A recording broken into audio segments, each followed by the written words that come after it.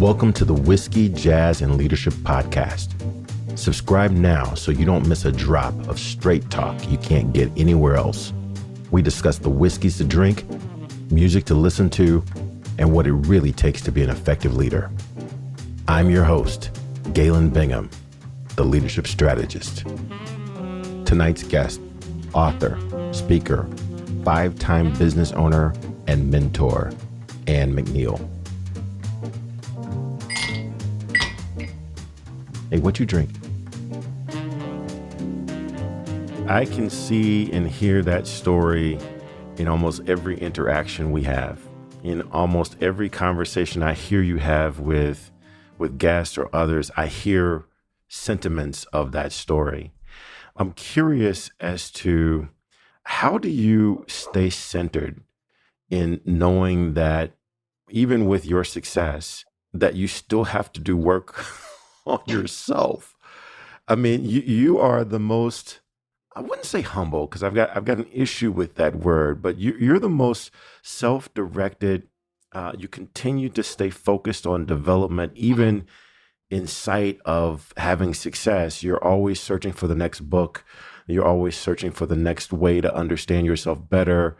You're always looking for the next assessment as to how you can be a better servant. Even with your success, where does that come from? Where does that continue to come from? I think it's spiritual, and I talked about this journey when I started on the journey, 79, 80 and thereabouts. My mom was a holiness minister, so we need to start with that. So I was one of those church kids, whatever you call those kids, that grew up in church 7 days a week and hated it. I did not understand that I did not understand. What I did not understand, though, is that the seeds were planted in me in terms of the word, but what I did not know was how to live the word. You see, that's what Think and Grow Rich principles have done for me. It has helped me to understand how to live the word. And I say to people, how do you live a word you don't know? At one point in my life, I said, of course, this was during that tough time. I had $250,000 stolen from me, which caused me to shut everything down. But again, I found my other self, right? And came back mightier than ever, because that's exactly where God wanted me to be. Broke and broken and deeply in debt to everybody. My new partners became the IRS and Workers' Comp and Southern Bell, we used to call a phone company. Those are my new partners in business. And so I realized, while on my knees, of course, with a $60,000, $70,000 payroll every week and had no money because it was gone. But I found my God, not my mom's God, not my dad. He had my mom's God, but my mom's God. I found him for myself. And I found it by realizing that I needed to start at Genesis.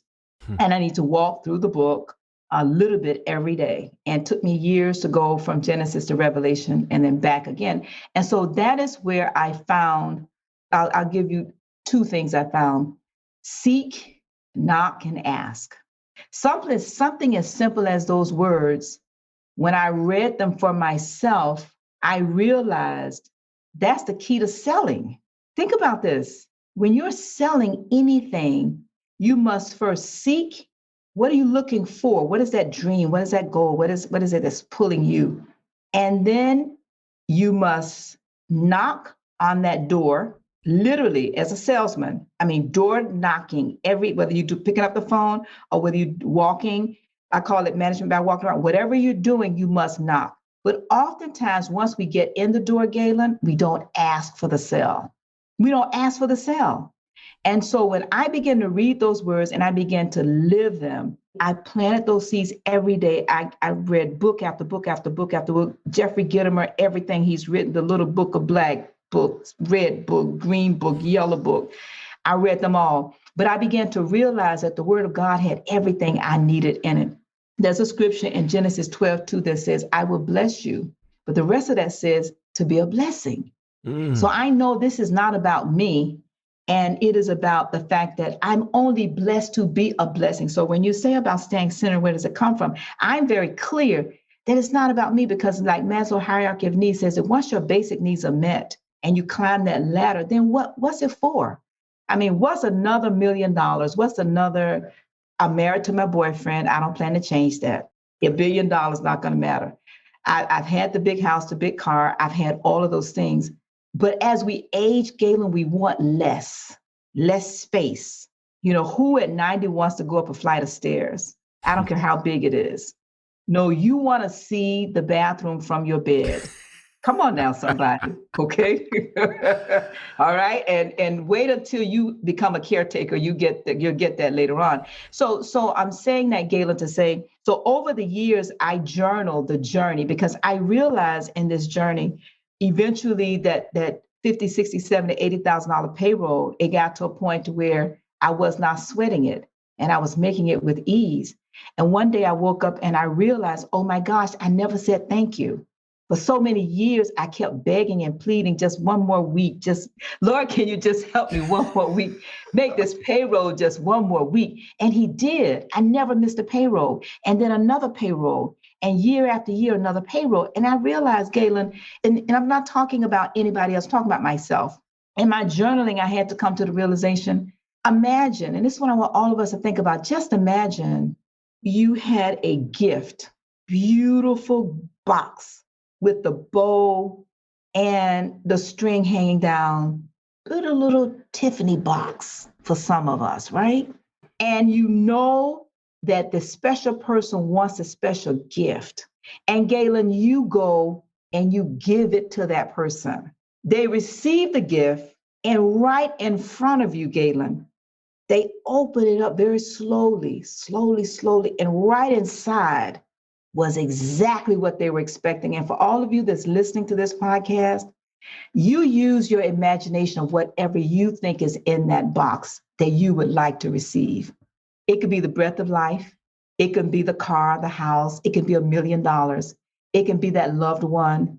For me, it was all those things I had prayed for. It was payroll in that box. But I guess what, Galen? That person took that gift from you, turned and slowly walked away without the word of thank you. How would you feel? You're standing there, Galen, and you're thinking to yourself, how blank? Really? Not a word?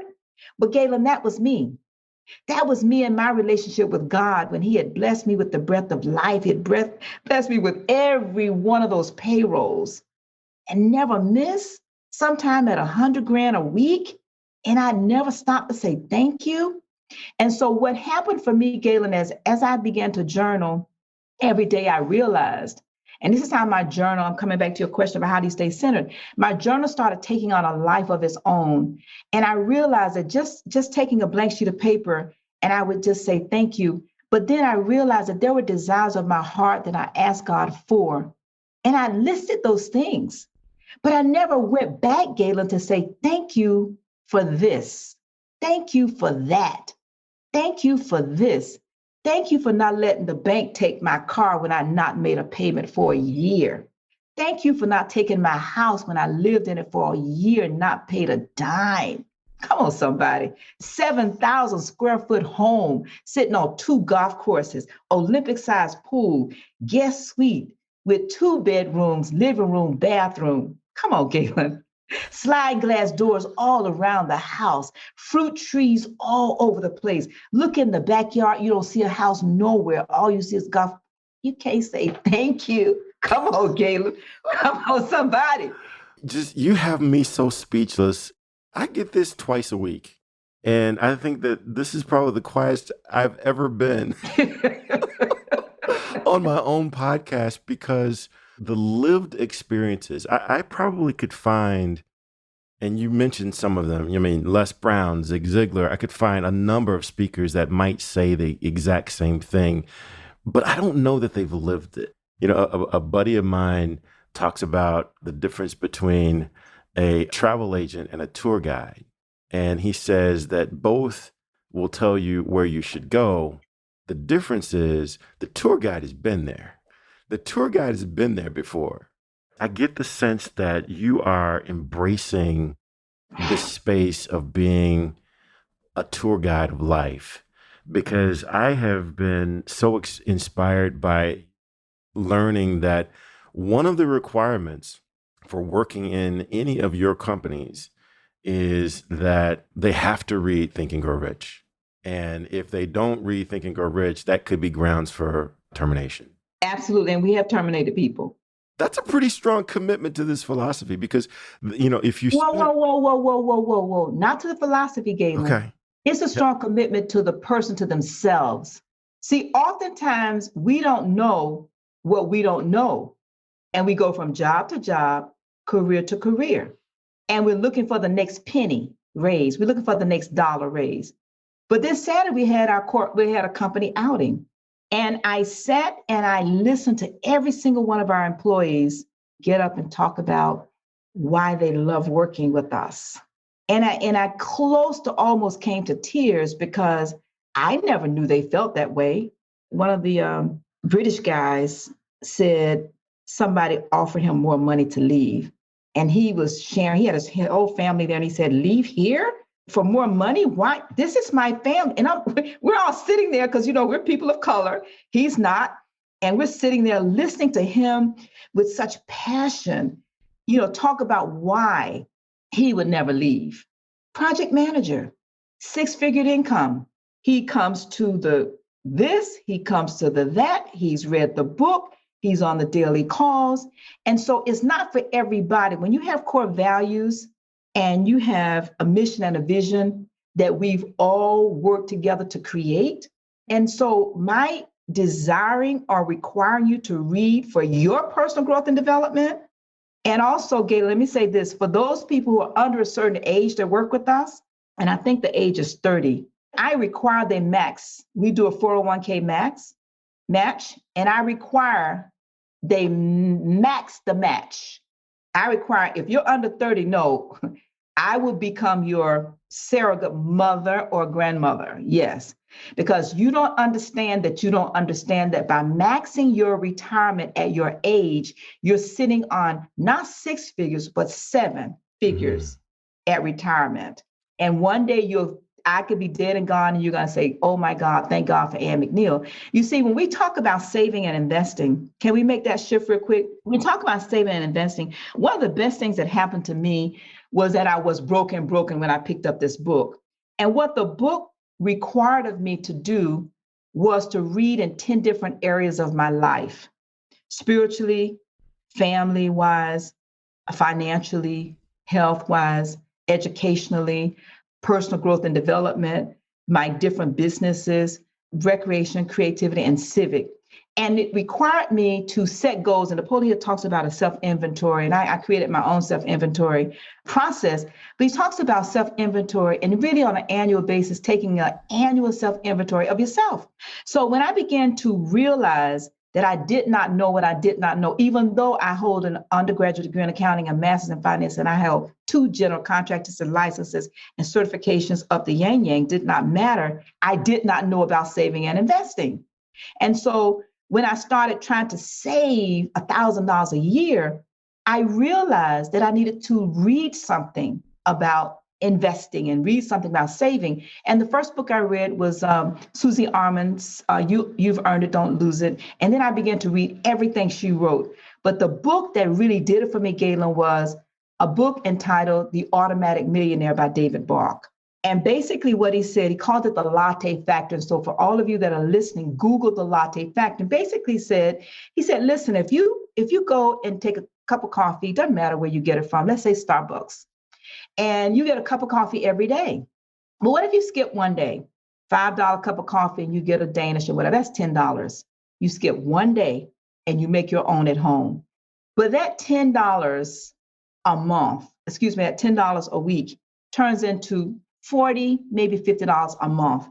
If you were to take that $50 and you were to invest it, let's say in a fund or something, mutual fund or something, or if you take a bath, maybe you'll invest $50 in Procter & Gamble or Johnson & Johnson, something like that, by buying it directly from the corporation. That money over your career will yield you 6 figures. Now, at that point, Galen, when I read this, I realized I was so deeply in debt, I literally could not pay attention, let alone pay my bills. So I said, you know what, I can't do 50, but I can do $20. Galen, that was 30 years ago. And the self-discipline that's required is just put it on automatic. You set it and forget it. And so once I started doing that, and I came up with this game I play with myself to pay my bills down, to pay my bills off, I said, each month, if I can just take the smallest bill and pay down, down, down, and thankfully pay it off at one point. What I did not realize is that I kept doing the $20, Galen. See, we talk about saving 10%, save 1%. Forget 10%. How about 1%? Because when you get in the habit of saving 1%, you can save 2%.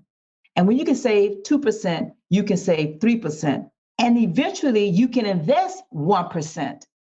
$5 or $10, what's $5 or $10 to invest? The point is, as I began to read all of these different books every single year, 10, 20, 30 books a year, Galen.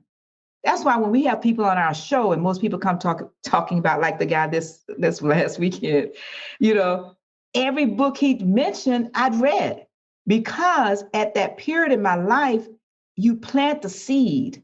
And that is in every area, read something. That could be a paragraph, doesn't have to be a book. Were you going to say something, Galen? Yeah. One of the things I want to come back to and just get more of your thoughts, because what I heard from your story was that you were and are making real investments in the people who work for the companies that you run, that you own. And they're real investments. They're not Absolutely. They're not just, let's write some things down on a poster and put it on the wall or in an annual report. What's been your return on that investment that you've made, the real investments that you've made in people? A lot of leaders might say, well, those are nice to do, and I'll get to that after I finish, launching this major initiative, or I'll get to that when I finish making this incredible investment. I'll get to that when I finish doing what the board of directors is asking me to do. But it sounds like you're saying the way that you're doing those things is because of the investment that you're making in your people. What's been the return of that mindset?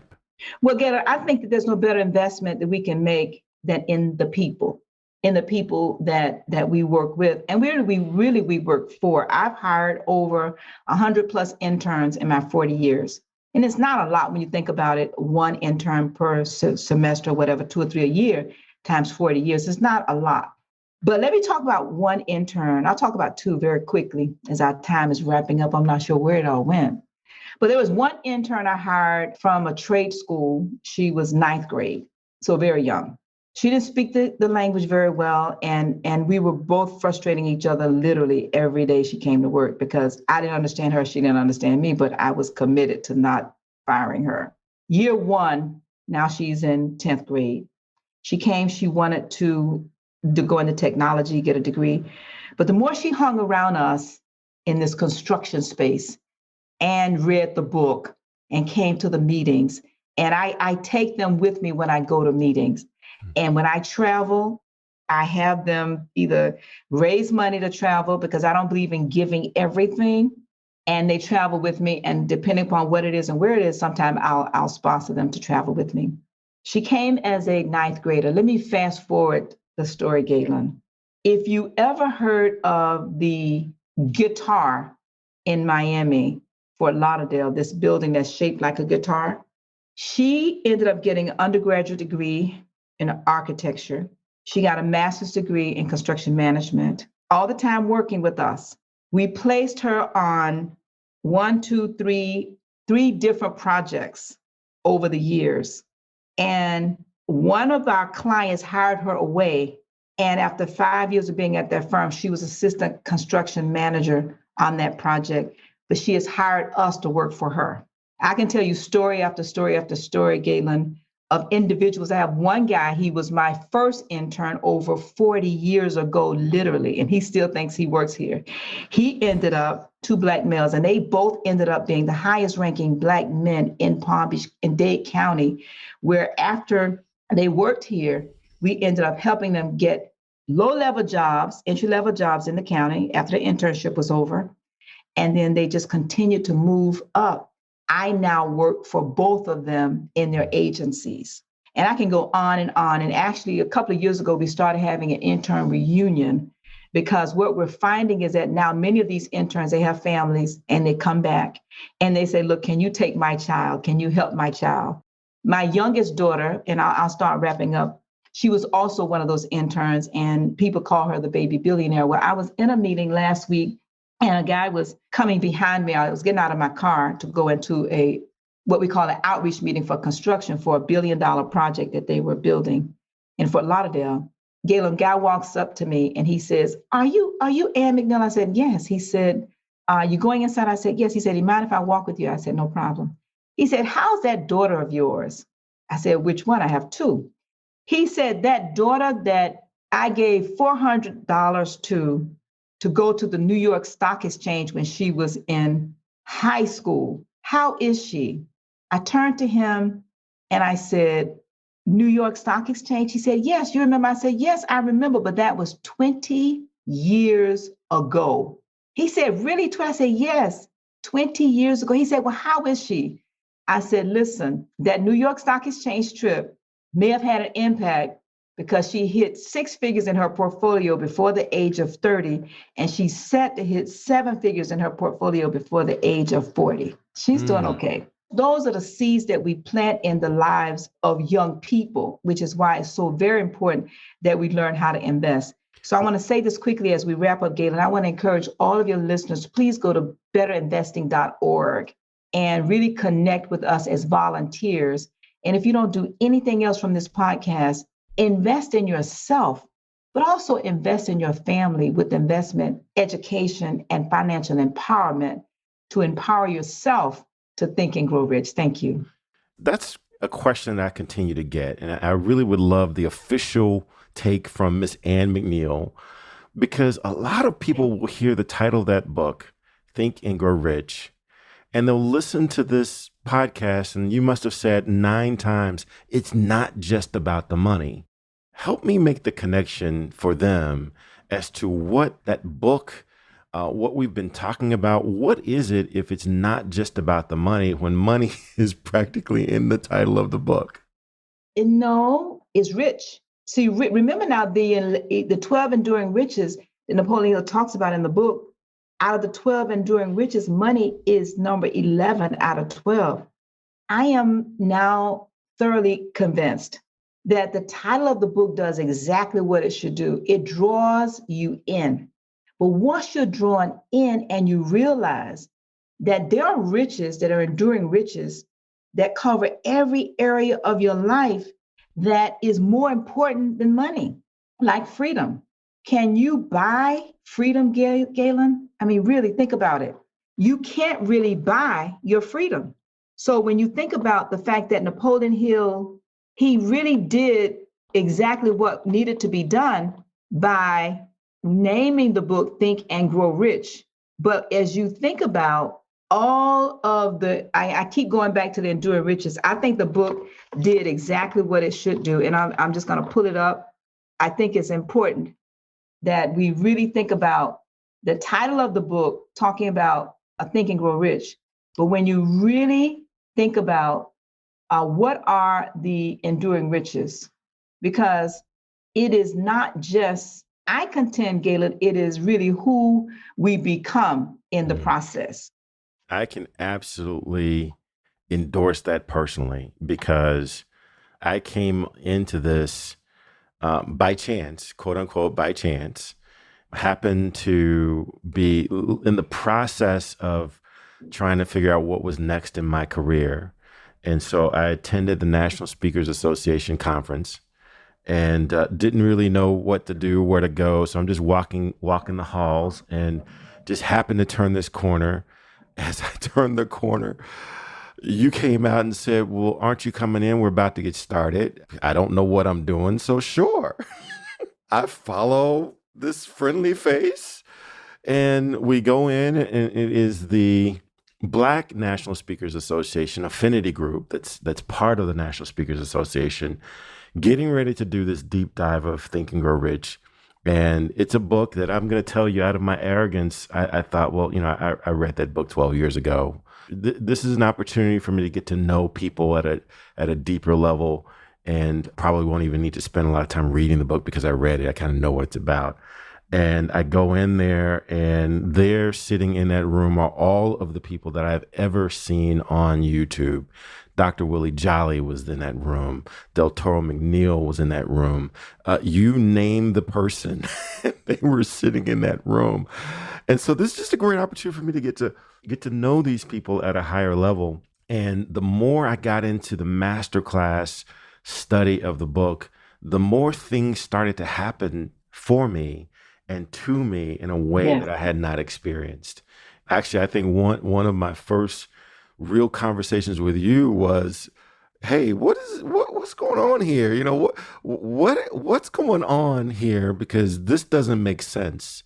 These things are happening and they don't make sense. And you explained to me that they do make sense. And this is exactly the way it's supposed to happen. And I have later come to understand that I did not know how the brain works. I did not know our connection to spirit and how to make those kinds of requests. And from that one conversation, I have gone further to try to understand just how the brain works. In my study with emotional intelligence, my study understanding neuroplasticity, all stem back to that chance, quote unquote, chance meeting. I don't believe it was chance. I believe like a magnet. No. Let's not laugh, because I think that everybody listening to this is supposed to be listening like a magnet.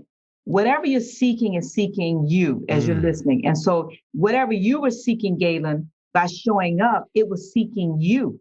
And I don't believe in chance encounters.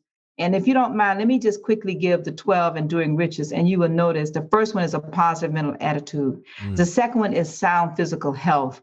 The third one is harmony in human relations. The fourth one is freedom from fear.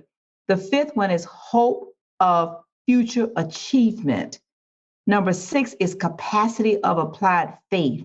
Number 7 is willingness to share blessings. Number 8 is to be engaged in the labor of love. Number 9 is open mind on all subjects. Number 10 is complete self-discipline. Number 11 is wisdom to understand people. And number 12 is financial security. So when you talk about think and grow rich, the richness of the money is the last enduring riches, because what good is the money without 1 through 11? And so I think the book does exactly what it should do. It pulled each of us in for the moment. But when you get deep in it, like you hear me say all the time, Galen, reading the book is one thing, but allowing the book to read you, that's an entirely different conversation. And so you asked me, how do I live in the book every day, every week? I mean, you're part of our Clarity Mastermind. I do that work just like everybody else. And I'm telling you, it's more than a notion. Well, I'll tell you, this conversation has been more than just a conversation. First, I want to publicly thank you for the investment that you've made, not only in me, but in my family. This is generational stuff that you have planted the seed for and that you've nurtured. And so I want to thank you for that. And we're going to toast out of this conversation, but I want to see if I can keep you for another few more minutes as we go into the VIP room and just really get into some really good stuff. So if you're not a VIP yet, let this conversation be your invitation to join the VIP room, because we're going to see if we can carry Miss Ann Mcneil over for a few more minutes and get even deeper. But for now, I just want to raise my glass, Miss Mcneil, and say thank you and cheers until the next time. Take care. Hey, it's not too late. Hit that subscribe button so you're sure to catch the next episode. If you're really enjoying the vibe, leave us a review or become a VIP for guest and show exclusives. Cheers.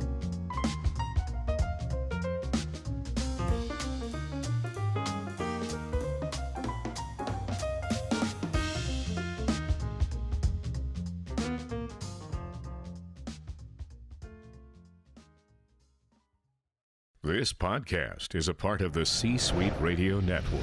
For more top business podcasts, visit c-suiteradio.com.